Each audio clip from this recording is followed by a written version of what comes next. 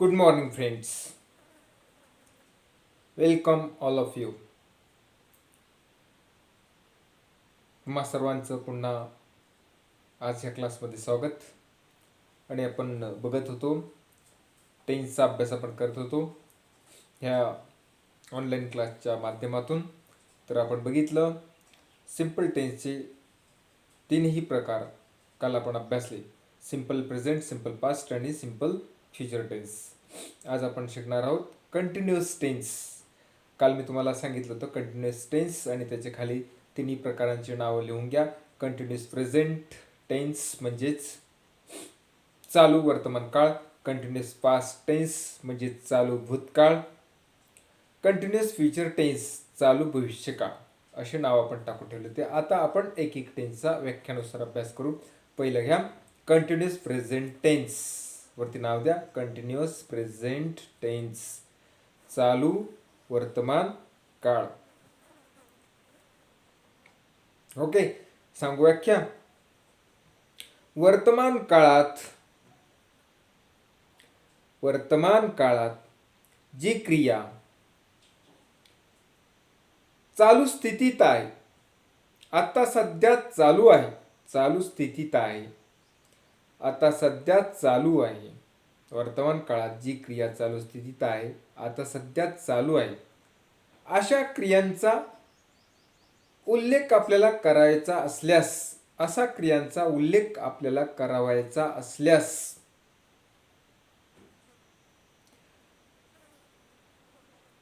त्या क्रियांचं वाक्य बोलताना अगर लिहिताना कंटिन्युअस प्रेझेंट टेन्सच्या वाक्यरचनेने लिहितात. कंटिन्युअस प्रेझेंट टेन्सच्या वाक्यरचनेने करतात किंवा लिहितात किंवा बोलतात. कंटिन्युअस प्रेझेंट टेन्सच्या म्हणजेच चालू वर्तमान काळाच्या वाक्यरचनेने करतात. समजलं? समजा आता मी तुम्हाला तुमच्याशी बोलत आहे, मी तुम्हाला शिकवत आहे, आय एम टीचिंग, आणि मी काय करतोय हे तुम्हाला सांगायचे. म्हणजे माझी जी काही क्रिया चालू आहे ते चालू क्रियाबद्दल, त्याच्याबद्दल मला उल्लेख करायचा आहे. आता सध्या चालू आहे, तर मी कंटिन्युअस प्रेझेंट टेन्सचा वापर करणार, म्हणजे चालू वर्तमान काळाचा वापर करणार. आणि मग ते कसं करणार? I am teaching, I am teaching, मी शिकवत आहे, आय एम टीचिंग. मग सूत्र, वाक्यरचनेचं सूत्र लिहून घ्या. एस मागेच सांगितलं, तुम्हाला परत परत सांगायची आवश्यकता नाही असं मला वाटतं. S plus am is are मध्ये ऑब्लिक करायचं. Am oblique is oblique are. S म्हणजे सब्जेक्ट, करता, वाक्याचा करता. त्याच्यानंतर प्लस म्हणजे त्याच्यानंतर जोडायचं असतं एम, त्या सब्जेक्टनुसार एम किंवा इज किंवा आर. त्याच्यानंतर plus V I N G. V म्हणजे व्हर्ब आणि त्याला आय एन जी प्रत्यय असला पाहिजे, क्रियापदाला आय एन जी प्रत्यय. आणि त्याच्यानंतर कर्म, जी क्रिया तो करतोय त्या क्रियाबद्दलचा उल्लेख, ऑब्जेक्ट. परत एकदा सूत्र रिपीट करतो. Subject plus am oblique is oblique are plus V I N G plus object. Okay, बघा मागचेच एक्झाम्पल्स होतं, तुम्ही इथं करू शकतात. फॉर एक्झाम्पल, पहिले एक्झाम्पल्स होता सिम्पल टेन्समध्ये बघितलेले एक्झाम्पल आपण इथे रिपीट करूया. माझ्यामध्ये पहिलं एक्झाम्पल होतं I play cricket every day, असं होतं ना. तर आता इथे कंटिन्युअस प्रेझेंट टेन्समध्ये ह्या वाक्यरचना कशी आहे? Subject plus am is are plus V I G plus object. आता मग या वाक्यामध्ये आय हा सब्जेक्ट आहे. आयला एम चालेल का इज का आर, ते आपण अगोदरच्या क्लासमध्ये सगळं तुम्हाला होमवर्कमध्ये दिलं होतं, तुम्हाला लक्षात आलं असेल. तर एम चालेल की इज का आर, आय एम कर्त्यानुसार एम का इज का आर तिथं वापरायचा असतो. आय एम आणि क्रियापद कोणतं? Play, to play. त्या प्लेला आय एन जी लावायचं. I am playing cricket, I am playing cricket. आता त्याचा मराठीचा अर्थ कसा होईल? मी क्रिकेट खेळत आहे, आत्ता क्रिकेट खेळण्याची क्रिया चालू आहे. आय एम प्लेईंग क्रिकेट, मी क्रिकेट खेळत आहे. दुसरं वाक्य होतं यू सिंग अ सॉन्ग, असं सेंटेन्स होतं ते. आता कंटिन्युअस प्रेझेंट टेन्समध्ये म्हणजे क्रिया चालू आहे असं दाखवायचं आहे. म्हणजे you are singing song, you are singing song, तू गाणे गात आहे. तिसरं सेंटेन्स कसं होईल? He is drinking milk. He is drinking milk. तो दूध पीत आहे. नंतरचं सेंटेन्स कसं होईल? They are working in the garden. They are working in the garden. They are working in the garden.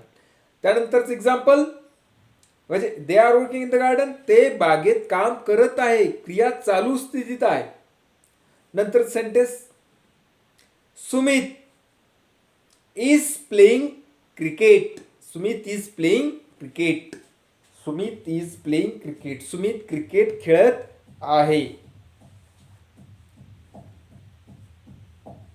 नंतर बॉईज अनेक वचन.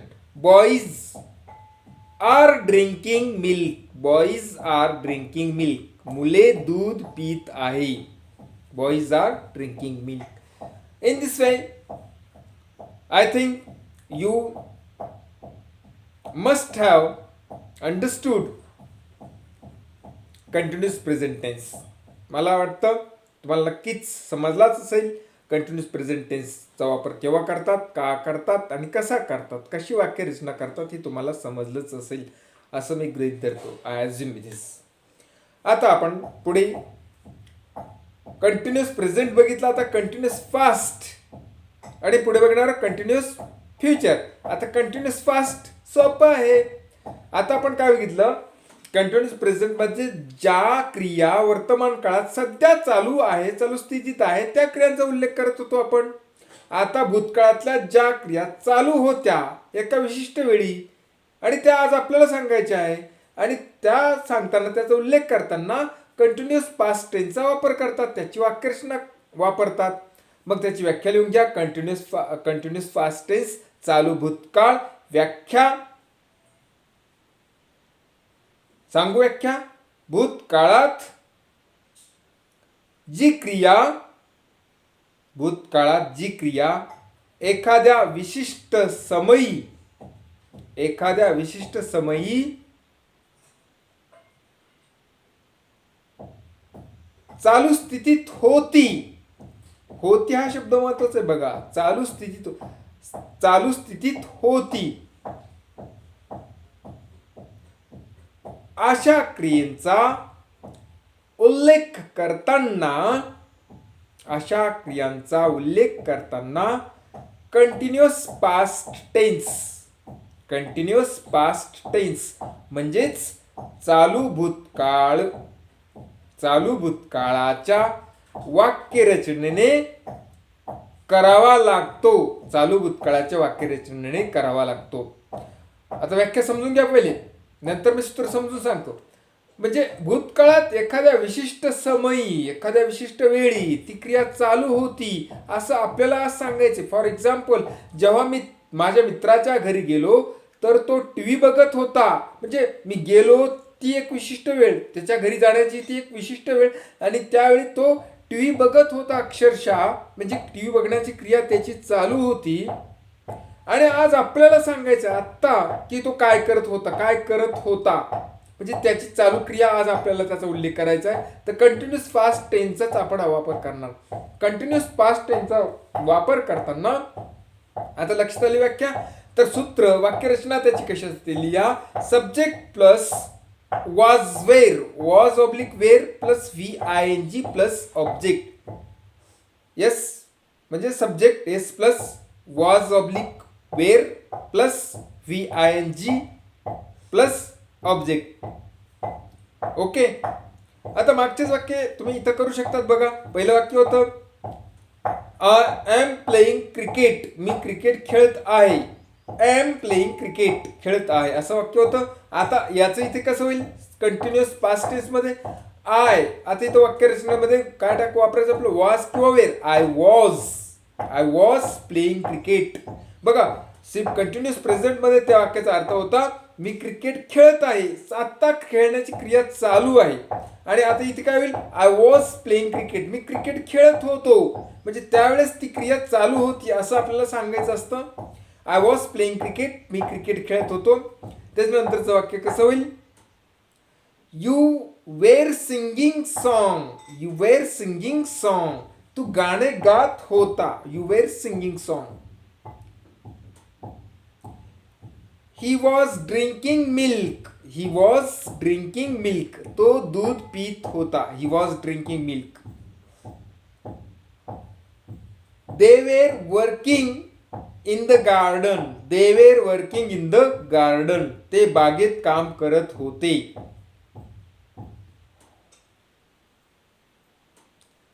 नंतर Sumit was playing cricket, Sumit was playing cricket, Sumit cricket खेळत होता. नंतरचं वाक्य लास्ट, बॉईज वेर ड्रिंकिंग मिल्क, बॉईज वेर drinking milk, मुले दूध पीत होते. I think it also understood by, ह्या सुद्धा गोष्टी तुम्हाला समजल्या असेल असं मला वाटतं. आता पुढचा कंटिन्युअस फ्युचर टेन्स, खाली नाव द्या कंटिन्युअस फ्युचर टेन्स, चालू भविष्यकाळ. आता बघितलं कंटिन्युअस प्रेझेंट टेन्स मध्ये ज्या क्रिया आता सध्या चालू आहे त्यांचा उल्लेख, कंटिन्युअस पास्ट मध्ये ज्या क्रिया त्यावेळेस चालू होत्या त्यांचा उल्लेख. आता कंटिन्युअस फ्युचर टेन्स म्हणजे चालू भविष्य काळामध्ये ज्या क्रिया चालू असणार, ज्या क्रिया चालू असणार असेल अशा क्रियांचा उल्लेख इथे आपल्याला करावा लागतो. या व्याख्या लिहून, भविष्य काळात ज्या क्रिया चालू असणार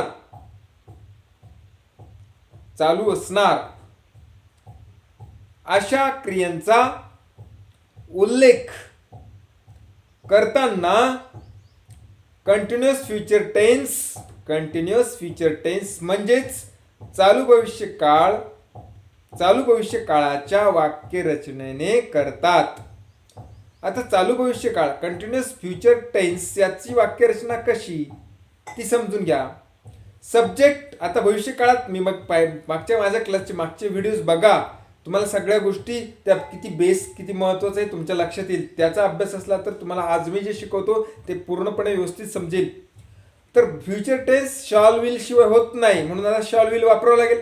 म्हणून सब्जेक्ट प्लस म्हणजे S plus shall oblique will plus be, आता इथे शब्द वापरायचा B E, subject plus shall oblique will plus be plus V I N G plus object shall be will बीचा वापर करावा लागतो आपल्याला इथे, लक्षात ठेवा. आता तेच सेंटेन्स आपण रिपीट केले तर I will be playing cricket, I will be playing cricket, मी क्रिकेट खेळत असणार. भविष्य काळात ती क्रिया चालू असेल असं आपल्याला आज सांगायचंय. I will be playing cricket, मी क्रिकेट खेळत असणार. You will be singing song, you will be singing song, तू गाणे गात असणार. He will be drinking milk, he will be drinking milk, तो दूध पीत असणार. They will be working in the garden, they will be working in the garden, ते बागेत काम करत असणार. Sumit will be playing cricket, Sumit will be playing cricket, Sumit cricket खेळत असणार. Boys will be drinking milk, boys will be drinking milk, मुले दूध पीत असणार. ओके, अशा पद्धतीने कंटिन्युअस फ्युचरचा अभ्यास आपला इथे झाला. आता कंटिन्युअस टेन्सचे तिन्ही प्रकार आपण आज बघितले, continuous present, continuous past, continuous future. I think you must have understood these three kinds of tense. Okay, I must stop here now because the video is going so long and it will be take time to upload, to come to come towards you. So goodbye, have a nice day, stay home, stay safe. Okay, आणि पालकांना जाता विनंती करतो, कृपया हा mobile माझा video म्हणजे हे जे शैक्षणिक कामापुरता तरी आपल्या मुलांच्याकडे द्या, त्यांना बघू द्या, अभ्यास करू द्या. तुम्ही त्यांच्याकडून अभ्यास करून घ्या, हा व्हिडिओ त्यांना दाखवा. माझाच नव्हे तर असे अनेक जे शैक्षणिक व्हिडिओ असतात ते तुम्ही तुमच्या मुलांसोबत बसून ते तुम्ही पण बघू शकतात. तुम्हाला पण अंदाज येईल की खरंच कशा पद्धतीने अभ्यास केला पाहिजे, आपल्या मुलांकडून करून घेतला पाहिजे. तर थँक्यू. Okay, bye.